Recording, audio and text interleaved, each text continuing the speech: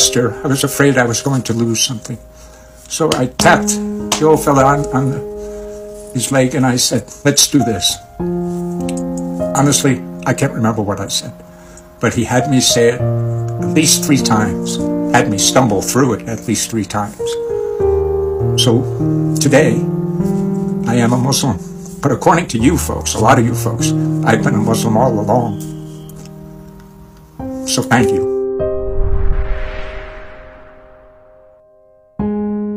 Assalamualaikum warahmatullahi wabarakatuh. Selamat datang kembali di channel Semesta Inspirasi. Hari ini kita akan menyelami kisah luar biasa dari seorang pria yang sudah berumur, asal East Coast Amerika Serikat. Seorang kakek yang di usia senjanya justru menemukan cahaya petunjuk yang selama ini ia cari.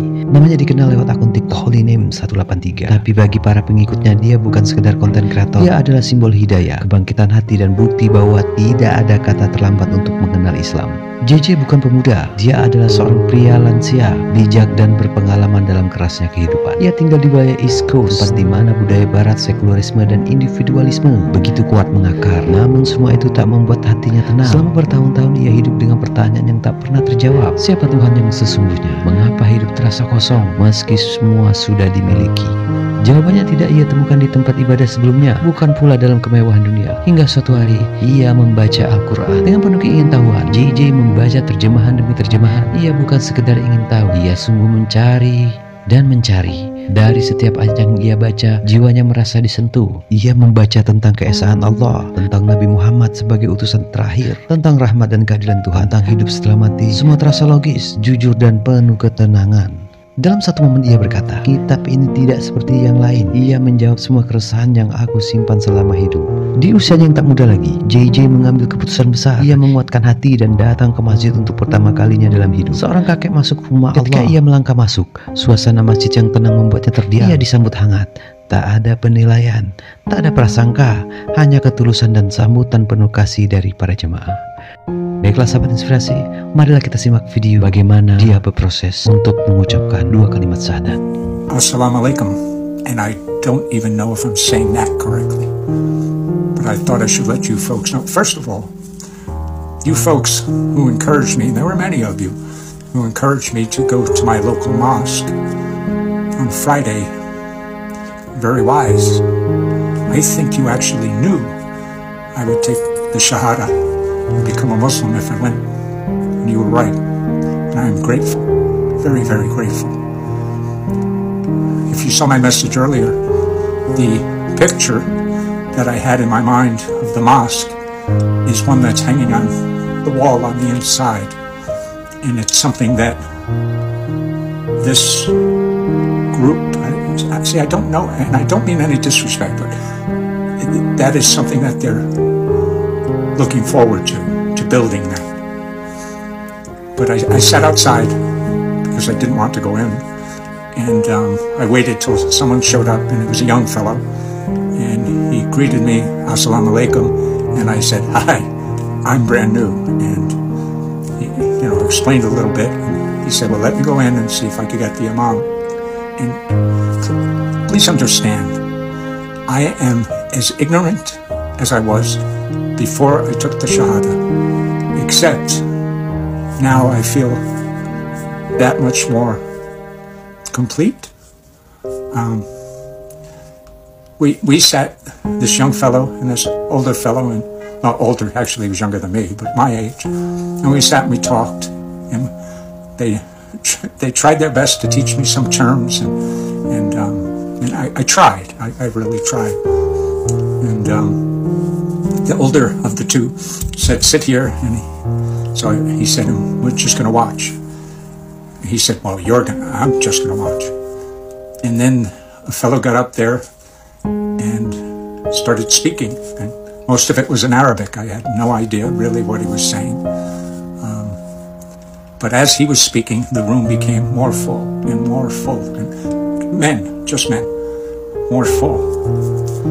And then when he was finished, there were some things I understood. I understood about the Palestinians, and I understood when he said, if a Muslim is hurt on the other side of the world, it hurts us. Those things I understood, but most of what he had to say, I had no idea. And then, I guess it was prayer, but not knowing really what was going on. So all of the men are in the room, and they're prostrating according to, as a group, according to the direction, or forgive me again, I don't know what I'm talking about. But as that was happening, I felt emotion just rising up, and there were a couple times that I had to actually wipe some tears away. It was very emotional for me, again, not knowing what was going on. And when it was through, the older gentleman introduced me to the fellow who was doing the speaking. And he said he welcomed me. They all welcomed me. It was very warm, and it was wonderful. But the guy who was speaking in the beginning, he shook my hand, and the older fellow of the two from the very beginning said he hasn't taken his syahadat yet. And the guys I was shaking his hand, but he just kind of went as if to say, to the other fellow, not to me, as if to say, oh no, this is going to happen. And after the room cleared out, this fellow my age, he said, pull up a chair, and we opened a book, and there was a very, very much younger fellow there, and he wanted me to start reading, so I did. And I assume it was the Quran. I assume, but the book looked different, and the way it was set up was different, and it was Arabic and English, and so I really didn't know what I was reading. And I read a couple of verses, and he instructed me as to, if you mention Muhammad, you say peace be upon him. But they said it in Arabic, and I was like, so he said, well, for now, just say, when you mention Muhammad, say peace be upon him. And I did, and we continued, and then I said, with all respect, sir, I said, I really need to get back home.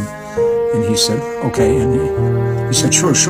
And we exchanged phone numbers and prepared for the next time we would get together. And then he asked me, he didn't force me, he said, what about the syahadat? I said, my pride is keeping me from doing it. I said, I'm so ignorant of everything, I mean, the only thing I know is I'm supposed to pray 5 times a day and not to eat pork, but I don't even know when I'm supposed to pray, and I don't know what I'm supposed to say. So my ignorance is just abounding. And he didn't pressure me. He said, okay. And then I thought, no, Allah would not have brought me through all of this for me to turn away. And if the negative that I was feeling last night and this morning, if that negative energy, if I let that fester, I was afraid I was going to lose something.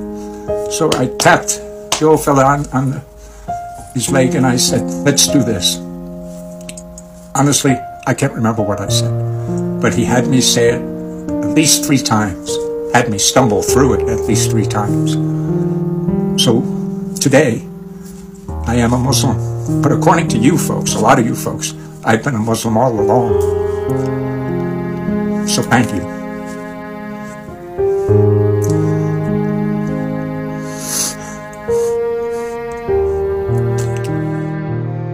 Dari video tadi, kita bisa melihat bahwa JJ adalah bukti nyata bahwa tidak ada kata terlambat untuk berubah. Hidayah bisa datang kepada siapa saja, bahkan di usia muda, bahkan setelah puluhan tahun hidup dalam pencarian. Yang penting adalah ketulusan hati dan keinginan untuk mengenal kebenaran. Semoga kisah JJ ini menjadi cermin bagi kita semua. Jika seorang kakek dari East Coast Amerika Serikat bisa menemukan hidayah dalam Islam, maka siapapun dari kita juga bisa. Jangan lupa like, komen, dan subscribe. Bantu sebarkan kisah nyata ini agar lebih banyak hati yang terinspirasi. Wassalamualaikum warahmatullahi wabarakatuh.